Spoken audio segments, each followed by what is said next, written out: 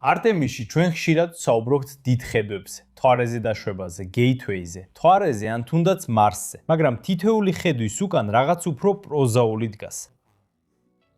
აპარატურა, ძალიან ბევრი აპარატურა, ტონობით აპარატურა და სწორედ ამაზე ვსაუბრობ დღეს.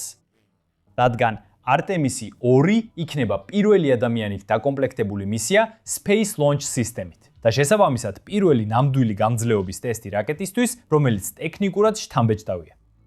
პოლიტიკურად რთული და ფინანსურად, ასე ვთქვათ, სადავო.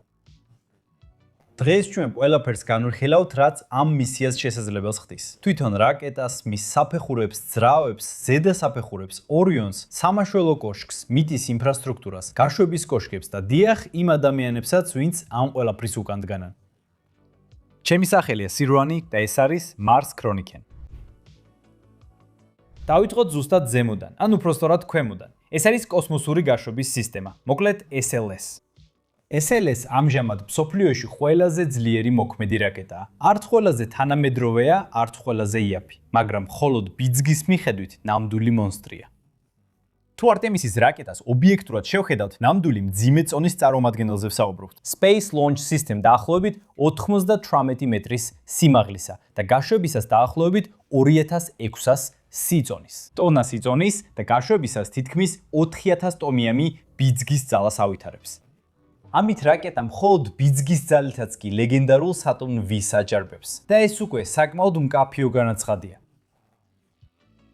სტრუქტურულად SLS ძირითადად 4 დიდი კომპონენტისგან შედგება. სრულიად ქვედა ნაწილში, ანუ ნარინჯისფერი ცენტრალური საფეხურის მარჯვენა და მარცხენა მხარეს, მდებარეობს 2 მასიური მყარი საწვავის ბუსტერი, რომლებიც გაშვებისას ძალის ლომის წილს უზრუნველყოფენ. თითოეული მათგანი ღირს 325-დან 400 მილიონ ასაშერეში დოლარამდე. შუაში მდებარეობს დიდი ნარინჯისფერი ცენტრალური საფეხური, რომელიც ატარებს საწვავსა და მთავარ ძრავებს. ეს დაფუძნებულია Space Shuttle-ის გარე აუზის დიზაინზე. ეს ცენტრალური საფეხური ღირს 1 მილიარდი აშშ დოლარი, ანუ 1000 მილიონი. სრულიად გადაჭარბებულია თუ მკითხავ. და აქ ჯერ კიდევ არ არის გათვალისწინებული თითქმის 30 მილიარდი დოლარის განვითარების ხარჯები. ამ ცენტრალურ საფეხურზე ზემოთ განთავსებულია ზედასაფეხურები. არა იმიტომ, რომ რამდენიმე ერთად მიფრინავს, არამედ იმიტომ, რომ პროგრამისთვის რამდენიმე ზედასაფეხური შეიქმნა. ანუ არტემის 2-ზე ჯერ კიდევ გამოიყენება ეგრეთ წოდებული ICPS, შუალედური კრიოგენული ამძრავი საფეხური, ანუ გარდამავალი გადაწყვეტა. ეს გამოიყენება არტემის 1, 2 და 3-ზე. და არსებობს სერიოზული პრობლემა, რაზეც არავინ საუბრობს, მაგრამ ამაზე მალე ვისაუბრებთ.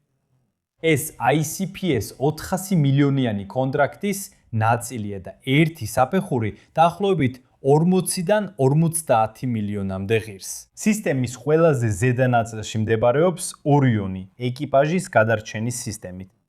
კაფსულის განვითარებამ დაახლოებით 20 მილიარდი აშშ დოლარი მოითხოვა, ხოლო ერთი კაფსულის წარმოება ამჟამად 1 მილიარდს შეადგენს. მაგრამ ორიონი ევროპული სერვის მოდულის გარეშე არაფერში გამოდგება. და ეს ESM თითოეულიც 200-დან 400 მილიონ ევრომდე ღირს. ზუსტად ეს 4 ელემენტი გაშვებისას ერთმანეთში ჩაებმება როგორც კბილანები და ამიტომ ახლა ამას ნაბიჯ-ნაბიჯ უფრო დეტალურად დავაკვირდებით. ორივე მყარი საწვავის ბუსტერი გაშვებისას მთავარი ძალაა.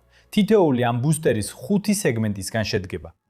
დიახ, ამ ტექნიკას მართლაც აქვს ნამდვილი აპოლოს და შატლის ისტორია. ბუსტერები პირდაპირ ეფუძნება Space Shuttle-ის მყარ საწვავის ბუსტერებს, თუმცა ისინი უფრო გრძელია, უფრო ძლიერია და დამატებითი სეგმენტი აქვს. ერთი ბუსტერი 1630 ტონაზე მეტ ბიძგს იძლევა და ანთების შემდეგ შეუჩერებლად იწვის დაახლოებით 2 წუთის განმავლობაში, სანამ არ მოიხსნება და ზღვაში არ ჩავარდება. მაგრამ განსხვავებით შატლისგან, მათ აღარ ამოაქვთ, არამედ ჩაძირვის საშუალებას აძლევენ. მყარი საწვავი შედგება ალუმინისა და ამონიუმ პერქლორატისგან. ერთად ეს 2 ბუსტერი უზრუნველყოფს ბიძგის უმეტეს ნაწილს გაშვების ეტაპზე.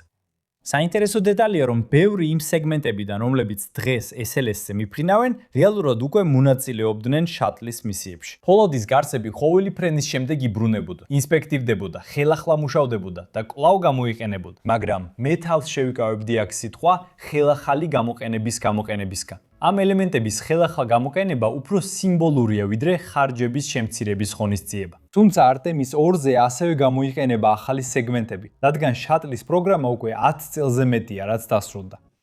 დღეს წარმოებას იუდაში Northrop Grumman ახორციელებს.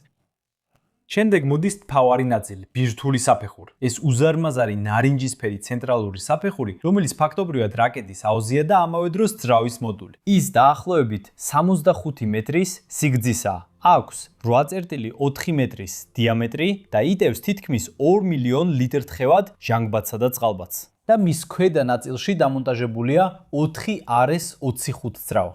ესენი ალბათ კოსმოსური ფრენების ისტორიის ყველაზე მომხიბვლელი რელიქვიებია. რადგან ეს ძრავები ახალი შექმნილი არ არის, ისინი ყოფილი Space Shuttle-ის მთავარი ძრავებია. უკიდურესად ძლიერი, უკიდურესად ეფექტური, მაგრამ ასევე უკიდურესად ძვირი. ერთი RS-25 ძრავის წარმოება დღეს დაახლოებით 145 მილიონი ევრო ღირს. Space Shuttle-ის დროს ისინი კვლავ გამოყენებადი იყო, მაგრამ დღეს ეს აზრადაც არ მოუვათ. ძრავები რამდენიმე მილიარდი აშშ დოლარის ფასად გადაკეთდა მრავალჯერადი გამოყენებიდან ერთჯერადზე. ეს უბრალოდ წარმოუდგენელია. Artemis 2-ისთვის ჯერ კიდევ გამოყენებულია განახლებული შატლის ძრავები, ხოლო მომდევნო SLS-ის ფრენებისთვის უკვე ახალი სპეციალურად აშენებული ვერსიები იქნება გამოყენებული. აქ არის RS-25-ის ტექნიკური მახასიათებლები. თითოეული ძაო ვაკუუმში დაახლოებით 235 ტონა ბიძგს იძლევა. ანუ ჯამში თითქმის 940 ტონა ბიძგი. სპეციფიკური იმპულსი დაახლოებით 452 წამია, რაც უკიდურესად ეფექტურია. ძირითადი საფეხურის წვის ხანგრძლივობა დაახლოებით 8 წუთია. ეს საფეხური ფაქტობრივად ტექნიკური საოცრებაა, მაგრამ ასევე ნათელი მაგალითია იმისა, თუ რატომ არის SLS ასეთი ძვირი. და სწორედ ამ მომენტში გავაკეთებთ მოკლე, ძალიან შესაფერის გადახვევას. რადგან მაშინ როცა ნამდვილი SLS რაკეტა მილიარდები ღირს და ათასობით სპეციალური ნაწილისგან შედგება, ჩვენ სტუდიაში ჩვენი საკუთარი პატარა ვერსია ავაგეთ. და ეს მთლიანად ფუსა Core 1-ით გავაკეთეთ. ამ ვიდეოსთვის Artemis 2-ის კონფიგურაციის დეტალური მოდელი დავუბეჭდეთ. ძირითადი საფეხური, ბუსტერი, ორიონი, სამაშველო კოშკი, მთელი სისტემა, ყველაფერი ცალკეული ნაწილებისგან, ზუსტად, მყარად და საოცრად სწრაფად. და რაც ყველაზე კარგია, კარგი 3D პრინტერით კოსმოსური ფრენა უცებ ხელშესახები ხდება. შეგიძლია ამ რთულ ტექნიკას მხოლოდ არ უყურო, არამედ შეეხო, დააშალო და გაიგო. Core 1 ამისთვის იდეალურად გამოდგება. დახურული корпуსი, მაღალი ბეჭდვის ხარისხი, საიმედო მექანიკა და რაც თავარია, ძალიან მოსახერხებელია მომხმარებლისთვის. არ აქვს მნიშვნელობა რაკეტების, თანამგზავრების თუ მთელი კოსმოსური სადგურების მოდელების დაბეჭდვა გინდა, ეს აპარატი ყოველთვის სტაბილურად მუშაობს. მაგრამ მე ასევე ბევრ ჩემს ნივთსაც უბეჭდავ. მაგალითად, სათამაშოებს ჩემი შვილისთვის, საჩუქრებს, სტუმრობისთვის და საყოფაცხოვრებო ნივთებს. მაგალითად, აქ ბუსტერის 5 სეგმენტი ცალ-ცალკე დაუბეჭდეთ. ძირითადი საფეხური რამდენიმე ნაწილად, გაშვების ავარიუმი სამაშველო კოშკი ერთიანად და კიდევ პატარა დეტალები, როგორიცაა ადაპტერები და საფეხურების შეერთებები. თუ შენც გინდა მოდელების დაბეჭდვა, იქნება ეს კოსმოსური თემატიკის, ტექნიკური პროექტებისთვის თუ უბრალოდ ხელსაქმისთვის, აუცილებლად დააკვირდი Prusa Core 1. თუ ჩემს affiliate link-ზე შეიძენ რამეს, შენც კარგ რამეს მიიღებ და ამით პირდაპირ დამეხმარები. Mars Chronic-ები მადლობას უხდის Prusa-ს არხის პარტნიორობისთვის. ეხლა კი დაუბრუნდეთ რეალურ ტექნიკას, რომელიც სამწუხაროდ ცოტა უფრო ძვირია ვიდრე ფილამენტი. და შემდეგ ეს ფერი, ეს ცნობილი ნარინჯისფერი დიზაინის ხრიკი არ არის. ეს უბრალოდ ქაფისგან დამზადებული ღია იზოლაცია. თუ გინდა შეგიძლია სახში ექსპერიმენტი ჩაატარო. გადაიღე ეკრანის სურათი აუზის, როგორც ის თებერვლის დასაწყისში გამოიყურება და შეადარე ეს ფოტო SLS რამდენიმე კვირაში. შეამჩნევ, რომ აუზს მზეში ცოტა ფევი დაემატა. ნარინჯისფერი მზეში ოდნავ მუქდება. ძირითად საფეხურზე ზემოთ მდებარეობს ეგრეთ წოდებული გაშვების საფეხურის ადაპტერი, რომელიც შეუმჩნეველი, მაგრამ მნიშვნელოვანი დეტალი. ის აერთებს უზარმაზარ 8.4 მეტრიან ძირითად საფეხურს. ბევრად უფრო პატარა ზედა საფეხურთან და ამავდროულად შეიცავს ელექტრონიკასა და სტრუქტურულ ელემენტებს. Teledyne Brown ინჟინერინგი ამ ელემენტს აწარმოებს და პირველ ადაპტერში დაახლოებით 60 მილიონს ითხოვს, ხოლო მომდევნოები 85 მილიონი ეღირება. ეს მხოლოდ იმ შემთხვევაშია სწორი, სანამ ICPS გამოიყენება. თუ ექსპლორაციის ზედა საფეხური, ანუ EUS გამოიყენება, ახალი ადაპტერი იქნება საჭირო, რომელიც დიდი ალბათობით კიდევ უფრო ძვირი იქნება. და სწორედ აქ მივდივართ SLS-ის არქიტექტურის ერთ-ერთ ყველაზე საკამათო საკითხთან. ზედა საფეხურთან. არტემის 2-ზე ჯერ კიდევ გამოიყენება ეგრეთ წოდებული ICPS, შუალედური კრიოგენული ძრავის საფეხური. და სწორედ ეს სიტყვა შუალედური არის ამ პრობლემის გასაღები. რადგან თავიდანვე დაგეგმილი იყო, რომ SLS უფრო ძლიერი ზედა საფეხურით უნდა გაფრენილიყო EUS, ანუ Exploration Upper Stage. და სწორედ აქ იწყება კოსმოსური პოლიტიკის ის ნაწილი, რომელიც დღემდე საზოგადოების ყურადღების მიღმა რჩება. საწყისში დაგეგმილი იყო, რომ SLS თავიდანვე EUS-ით გაფრინდებოდა, რომელიც Boeing-ს მიერ ვითარდებოდა. მეტი სიმძლავრე, მეტი ტვირთი, უკეთესი არქიტექტურა. თუმცა EUS-ის განვითარება დაგვიანდა და ULA, რომელიც Boeing-ისა და Lockheed Martin-ის ერთობლივი საწარმოა, შემდეგი შემოგთავაზა.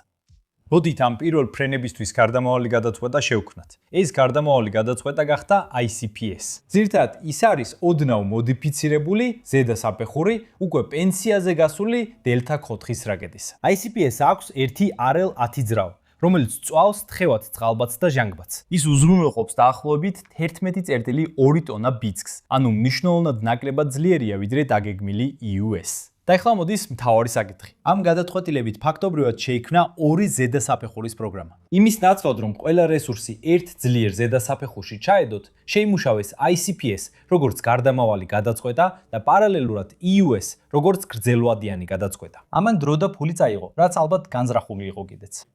რადგან აქ ჯერ კიდევ cost plus კონტრაქტებით მუშაობენ. ანუ, რაც უფრო ნელა და ძვირად, მით უფრო მეც გამოიმუშავებენ შემსრულებლები. მაგრამ ბევრად უარესია ვიდრე ხარჯები და დაკარგული დრო, ის პრობლემა, რომელიც ამით შეიქმნა და დღემდე მოქმედებს. რადგან შედეგი ასეთია. არტემის 1 გაუშვეს უპილოტოდ ICPS-ით. არტემის 2 კი ასევე პილოტირებული იქნება ICPS-ით. ეს ნიშნავს, რომ იყო შესაძლებლობა ზედა საფეხური რეალურ პირობებში მაინც ერთხელ უპილოტოდ გამოეცადათ, სანამ არტემის 2-სა და ამზე ეკიპაჟს დასვამდნენ. არტემის ქოთე იქნება პირველი მისია ახალი კვლევითი ზედა საფეხურით და ახლა საქმე რთულდება. პირველი ადამიანიანი მისია EUS-ით იქნება ამავე დროს მისი პირველი ფრენა საერთოდ.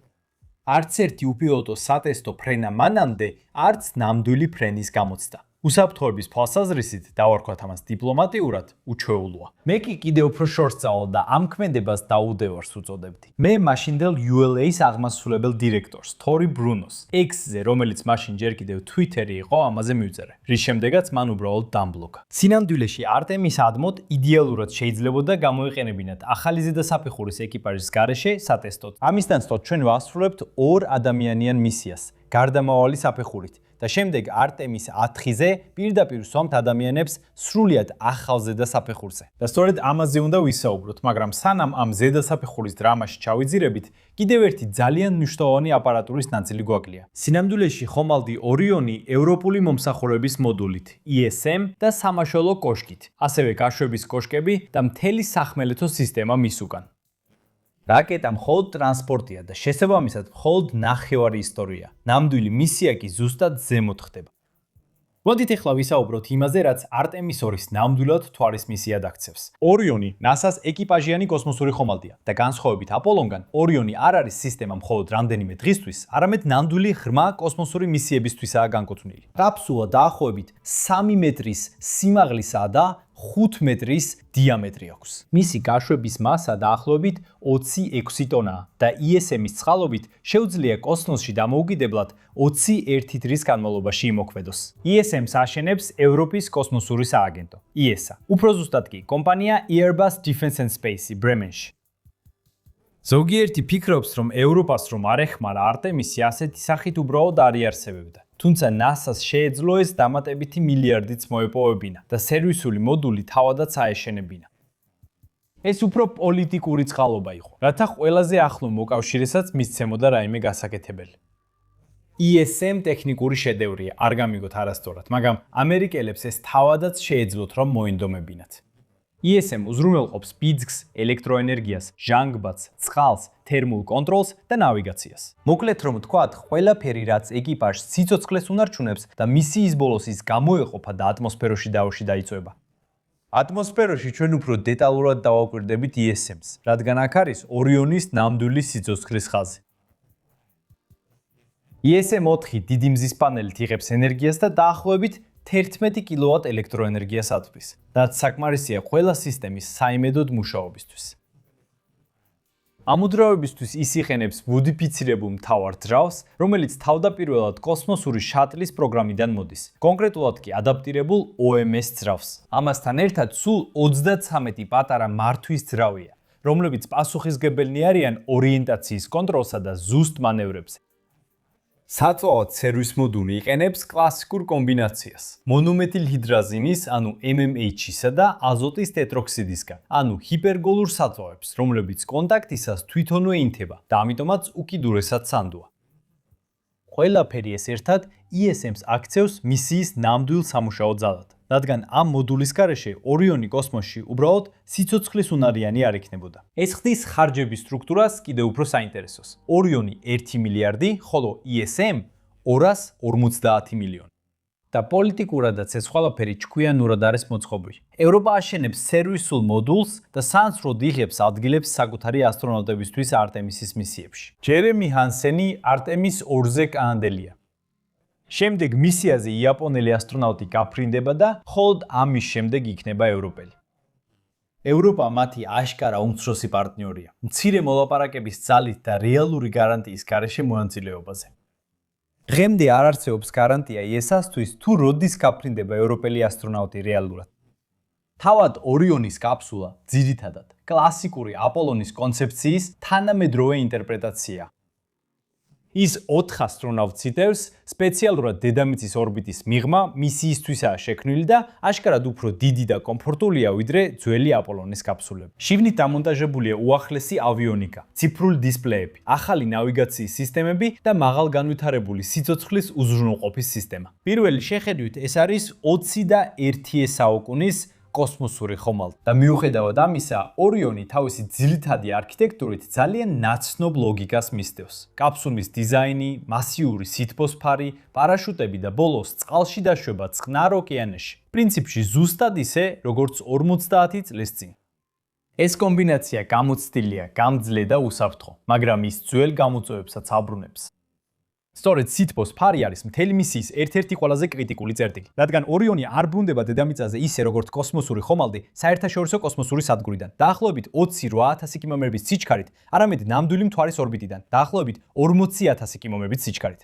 ეს უზარმაზარი განსხვავებაა. თერმული დატვირთვები ატმოსფეროში დაბრუნებისას ამით მნიშვნელოვნად უფრო მაღალია, ვიდრე ნებისმიერი ჩვეულებრივი დედამიწის ორბიტიდან დაბრუნებისას. აქ ვსაუბრობთ თითქმის 2800 გრადუს ცელსიუსის ტემპერატურებზე და უკიდურესად ძლიერ მექანიკურ ძალებზე. და სწორედ ამ ეტაპზე იყო სერიოზული გამაფრთხილებელი სიგნალი არტემის I-ის მისიის დროს. უპილოტო სატესტო მისიის დროს 2022 წელს სითბოსფარი დაბრუნების შემდეგ მოულოდნელად დაზიანებული აღმოჩნდა. ასე წოდებული skip re-entry-ის დროს, როდესაც ორიონი ბრტყელი ქვის მსგავსად ერთხელ მოკლედ გადახტა ატმოსფეროზე, ზოგიერთი დამცავი ფილის ქვეშ სითბური ჯიბეები წარმოიქმნა.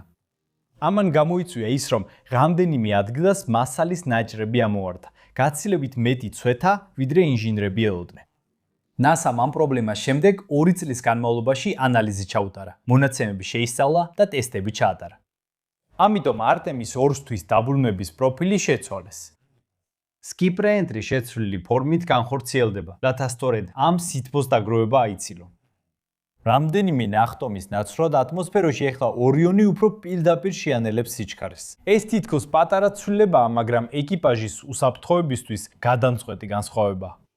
მაგრამ მაინტერესებს, რას გეუბნება შენი ინტუიცია ამაზე? დაწერე კომენტარებში გთხოვ. სანამ გაშვების კოშკებსა და მიწის ინფრასტრუქტურაზე ვისაუბრებთ, კიდევ ერთი უკიდურესად მნიშვნელოვანი აპარატურა გვაქვს. სამაშველო კოშკი, ოფიციალურად გაშვების ავარიული გაქცევის სისტემა, ანუ LES. ეს არის ის წვეტიანი კოშკი, რომელიც ორიონზე ყველაზე ზემოთ არის. მისი ერთადერთი ამოცანაა, თუ გაშვებისას რამე არასწორად წავა, ძალიან ძლიერი მყარი საწვავის ძრავით წამის წილადებში მოწყვიტოს კაფსულა რაკეტას. მაქსიმალური ბიძგი 180 ტონაზე მეტი გააქტიურების დრო მილიწამებში იზომება. კლასიკური უკეთესია, უსაფრთხოდ იყო ვიდრე ინანო სისტემა. საინტერესო დეტალია, რომ კოშკი ყველაზე საშიში გაშვების ფაზის შემდეგ სცილდება და ატმოსფეროში იწვის, ანუ მხოლოდ პირველ წუთებში მიხვება კაფსულას. ეხლა მოდის საკითხი, რომელიც ხშირად სრულად ავიწყდებათ ან არასაკმარისად აფასებენ. მთვარის მისია მხოლოდ რაკეტასა და კოსმოსურ ხომალდს არ მოიცავს. არანაკლებ მნიშვნელოვანია სრული მიწის ინფრასტრუქტურაც. და სწორედ აქ აქვს არტემის ერთ-ერთი ყველაზე დიდი და ძვირადღირებული პრობლემა. დავიწყოთ მობილური გაშვების კოშკით, მოკლედ MLT. არტემის 1-სა და 2-ისთვის ჯერ კიდევ გამოიყენება მობილური გაშვების კოშკი 1. კოშკი 1. ეს არის მოდერნიზებული გაშვების კოშკი,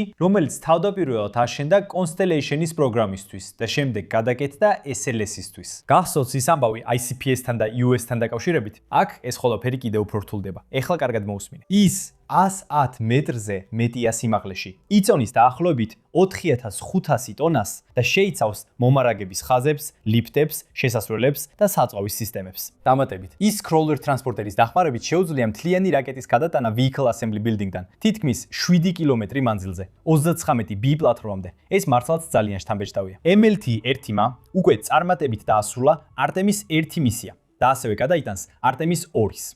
აქამდე ყველაფერი კარგადაა, მაგრამ ეხლა იწყება ნამდვილი დრამა. მობილური გაშვების კოშკი 2, ანუ მეორე სტარტის კოშკი, საჭიროა SLS-ის მომავალი ვერსიებისთვის, სადაც გამოყენებული იქნება დიდი EOS ზედასაფეხური. და ეს პროექტი სახელმძღვანელოს მაგალითია იმისა, თუ როგორ შეიძლება კოსმოსური პროგრამები კონტროლიდან გამოვიდეს. თუ თავიდანვე ექსპლორაციის ზედასაფეხურზე კონცენტრირებულიყვნენ, ასეთ მდგომარეობაში საერთოდ არ აღმოჩნდებოდნენ. აქ მიზანი არასდროს იყო ეფექტურად მუშაობა, მაგრამ დავრჩეთ MLT-2-ზე.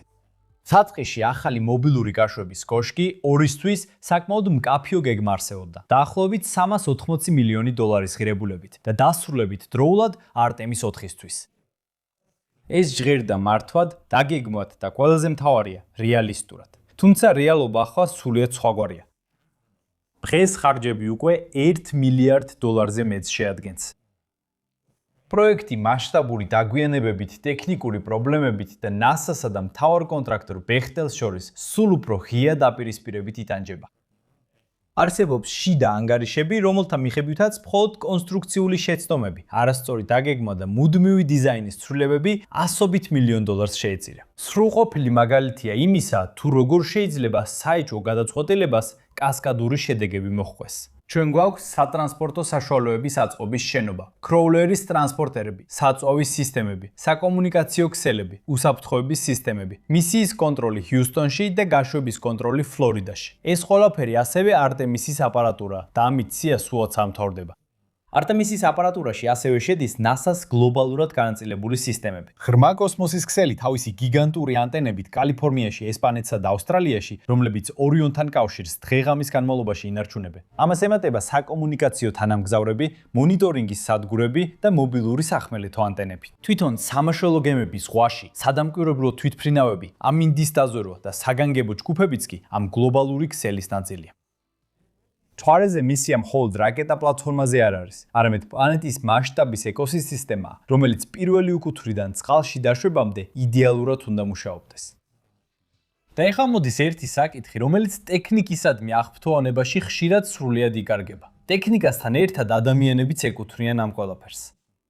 არტემის 2-ის შემთხვევაში სისტემა მხოლოდ მეტალისა და ელექტრონიკისგან არ შედგება, არამედ ექსპერტების უზარმაზარი ქსელია. იქ რა თქმა უნდა არის თავად ეკიპაჟი, რომელიც ბოლოს ორიონში ზის. მაგრამ მათ უკან დგანან ასტრონავტების უახლოესი დამხმარეები, სკაფანდრების ტექნიკოსები, რომლებიც კოსმოსური სკაფანდრების ყველა დეტალს ამზადებენ. სამედიცინო ჯგუფები, რომლებიც მუდმივად აკონტროლებენ ჯანმრთელობის მდგომარეობას, ფრემის დირექტორები, რომლებიც საკონტროლო ცენტრში ყველა გადაწყვეტილებას კოორდინირებენ და ასობით ინჟინერი, რომლებიც მისიის კონტროლში 24 საათის განმავლობაში მუშაობენ. ამას ემატება Red Crew. ისინი არიან ის ადამიანები, რომლებიც ბოლო წუთებში მიდიან ბოლომდე ავსებულ რაკეტასთან. როგორც ეს არტემის AI-ის შემთხვევაში იყო. ამ ადამიანური აპარატურის გარეშე სიტყვასიტყვით ვერც ერთი ხრახნი ვერ იმუშავებდა. განსაკუთრებით ისეთ მისიაზე, როგორიცაა არტემის 2, რომელიც 10 წლეულების შემდეგ პირველად აგზავნის ადამიანებს ღრმა კოსმოსში, ეს შეთამაშებული ორკესტრი გამოცდილების ვარჯიშისა და პასუხისგებლობისგან არნაკლებ მნიშვნელოვანია, ვიდრე ნებისმიერი ტურბოპომპა ან ძრავა. თუ ყველაფერს ობიექტურად შევხედავთ, არტემის 2 ტექნოლოგიურად არც ისე რევოლუციური არის, როგორც ხშირად ჟღერს. SLS თავის არშში წარმოადგენს შატლის მემკვიდრეობისა და გამოცდილი დიდი რაკეტების ტექნოლოგიის ნაზავს. ორიონი მტკიცე, მაგრამ საკმაოდ ტრადიციული კონსტრუქციის კოსმოსური ხომალდია, კლასიკური სქემით შექმნილი. ICPS-ის ზედასაფეხური 10 წლეულების განმავლობაში გამოცდილი ტექნიკის საფუძველზეა შექმნილი, ხოლო ბუსტერებიც საბოლოოდ ცნობადი სისტემების განვითარებაა. ამრიგად არტემი და OI-ის ნამდვილი რევოლუციური მხარე თავად ტექნიკა კი არ არის, არამედ ბევრად უფრო საფუძვლიანი რამ. უნარის დაბრუნება. რომ საერთოდ შევძლოთ ადამიანების გაგზავნა დედამიწის ორბიტის მიღმა, თვარენ. ზუსტად ეს კომპეტენცია, რომელიც აპოლოს შემდეგ 10 წლეულების განმავლობაში დაკარგული იყო, ამ მისიით ეტაპობრივად თავიდან იქნება. და სწორედ აქ არის ირონია. არტემიდა 2 ვიფრინავს გარდამავალი გადაწყვეტით, ICPS-ით, რათა გადაარჩინოს პროგრამა, რომელიც უკვე 10 წელზე მეტია ცდილობს დასრულებას. არტემიდა 4-ად შემდეგ უკვე სწორ ზედასაფეხურით გაფრინდება, მაგრამ მანამდე მას უპილოტოდ არ გამოცდიან. ეს არ არის იდეალური გზა, მაგრამ პოლიტიკურად სხვა გზა აღარ დარჩა. და ახალი NASA-ს ადმინისტრატორის ჯარედ აიზეკმანის პირობებში SLS რაკეტის ბედი მყიფია. ამიტომ არტემის 2 არის სწორედ ის წერტილი, სადაც მთელმა ამ ბანკოს სახმა უნდა აჩვენოს, გაუძლებს თუ არა. თუ ეს მისია წარმატებით შესრულდება, არტემის 3 უფრო რეალისტური გახდება და მთვარის მთელი არქიტექტურა უფრო სტაბილური იქნება. თუ ის ჩავარდება, მთელი პროგრამა შეირგება ხევა. SLS და არტემის ბევრი მიზეზის გამო შეიძლება აკრიტიკო. ძალიან ძვირია, ძალიან ნელია, ძალიან რთულია და პოლიტიკურად გადატვირთულია. მაგრამ საბოლოოდ ასეა. ამ ტექნიკის გარეშე ამჟამად მთვარეზე დაბრუნების რეალისტური გზა არ არსებობს. SpaceX-ი საუკეთესო შემთხვევაში ამ შესაძლებლობიდან 2 წლის დაშორებითაა. Blue Origin-ი კი კიდევ უფრო შორს. არტემიდა 2. ამიტომ ტექნიკური ეტაპი კი არა, უფრო პოლიტიკური ტექნოლოგიური გარდატეხის წერტილია და ამით წრე იკვრება. არტემიდა 2. ეს არ არის სრულყოფილი სისტემა. ეს არის კომპრომისებით სავსე სისტემა, მაგრამ ეს არის ის სისტემა, რაც გვაქვს. და 2026 წლის თებერვალში, თუ ყველაფერი კარგად წავიდა, სწორედ ამ სისტემას მოუწევს დაამტკიცოს, რომ ის გაამართლებს. ჩემი სახელია სირვანი და ეს იყო Mars Chronicle. მადლობა ყურებისთვის. პერასპერა ადასტრა.